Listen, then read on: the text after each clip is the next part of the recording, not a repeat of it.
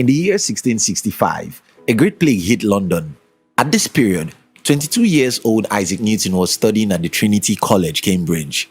And to prevent the contagious disease from spreading further, London City was locked down. So Newton's school sent all of its students home.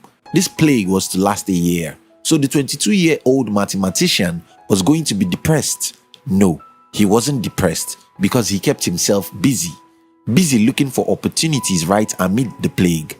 It was during this terrible time that Isaac Newton wrote the papers that went on to become early calculus and also sprang his theories of optics. It was during this lonely time that Newton propounded the theories of gravity and motion. Needless to say, without the plague, there might never be Isaac Newton's brand as we know it today. This story is to show you that even at this time, when all of us are grasping for our breath, there could be opportunities all around us. If only we can change the way we look at this whole drama. In this video, I'll be sharing with you 3 of such opportunities that you can take advantage of as a result of the current global crisis. If you're an entrepreneur or an ambitious person, we specially invite you to join our motivational channel, which was designed to give you daily inspirations so that you will have the strength to pursue and achieve your most important dreams. 1. Opportunity to be desperate. As a young boy, I suffered rheumatism. For all my childhood and almost every time I fall sick, my father would come to me, check on me briefly, and go his way. A few times he would give me money to buy drugs, but most times it was my mother's problem. This was one of the unbelievable things my father did, just because he was poor. So when I grew up, I made a commitment to myself to be rich or die. And I meant every single word of that commitment because I simply cannot be alive to repeat what my father did. I can't imagine myself looking at my sick child and not being able to take him to the hospital because I have no money. I can't imagine seeing my children begging me for basic necessities because I am poor. So I told myself, I'll rather not live than to do to my children what my father did to me. I call this a holy desperation, and I think everyone should have some dose of it. The problem, however, is that human beings often need some terrible situation before they can be desperate. Fortunately and ironically, many people are going to find themselves in a difficult mess during this period we are. If you're one of those people, now you have the opportunity to be desperate. Millions of people have lost their jobs. Millions are hungry all over the world. Millions are worried because they are about to finish their savings. While this is a painful time, it also comes with the opportunity for you to renew your commitment or even have a little bit of positive desperation. For example, I can see some people saying to themselves after losing their jobs, I'll never in my life be in a position where someone will fire me. And such people go on to build successful businesses, even though it was difficult.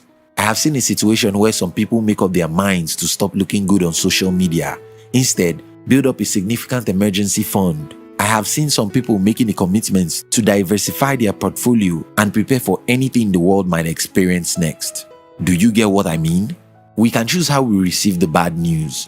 We can use the bad news to make a change in our lives. We can use this as an opportunity to commit ourselves to a bigger dream. Just like Isaac Newton, we can use this plague to become a better person or even achieve our greatest dreams by being positively desperate. 2. Opportunity to know yourself.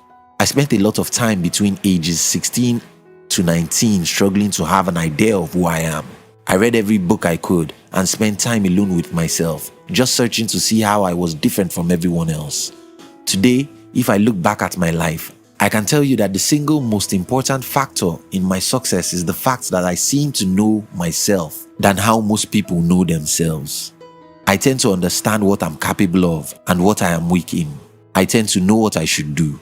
I mean, generally, I know how I'm different from the rest of 7.7 billion people in the world, so I can easily choose the battles I can win and avoid those I can't. I honestly think that one of the reasons why most people fail in life is because they lack understanding about who they are. And why is that so? Well, the world is busy, too busy for soul searching, alone time or solitude.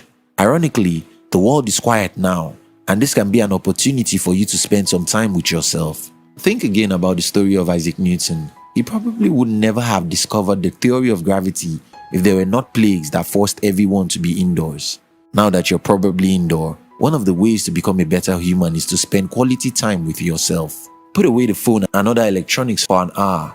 and remember who you were as a child. Think about what you loved and your childhood dreams. Think about the talents you showcased, which other people marveled at during your childhood. Think about things you efficiently do, which were difficult for everyone else.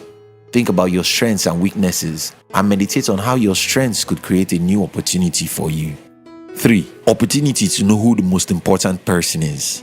All my life, I've always been a selfish person. And when I say this, I don't mean it in a negative way. I mean, I've always loved myself. So much that I think about myself before I think about the world. You might think that everyone is like that, but you'll be wrong. In the age of social media, most of us live not for ourselves, but for the camera. I once heard a man talking about some people who buy very expensive shoes, use the shoes to take pictures, then sell the shoes at 70% of the money they bought it. Think about that for a moment.